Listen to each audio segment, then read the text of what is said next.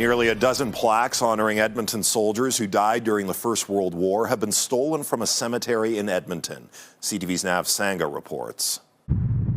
Flowers and tokens of love sit near grave sites at the Edmonton Cemetery. Hundreds of World War I veterans are buried here. But for those soldiers who never made it back home, these bronze plaques were sent in their place. So these plaques represented their lost loved one, and this was all they had. The plaques were placed here a century ago, but now some have been stolen. Historian for the Loyal Edmonton Regiment Museum, Joe McDonald, says 11 have gone missing in the last few weeks. Here's where he chipped it off right there.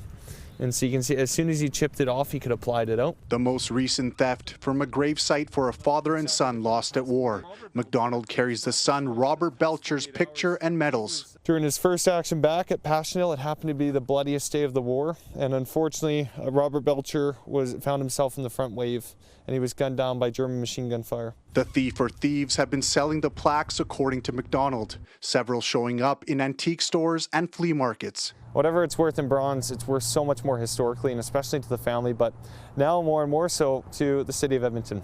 McDonald says thefts of historical items have been on the rise. Just last week, a statue of Emily Murphy and its plaques vanished from the Edmonton park named after her. What has been stolen here is a bond and that memory of those soldiers that sacrificed everything so that we could be as we do. For those behind the thefts, McDonald has one plea. Please bring them back to where they belong. Not only is it for the families, but it's for all of Edmonton, all of Alberta, and all of Canada.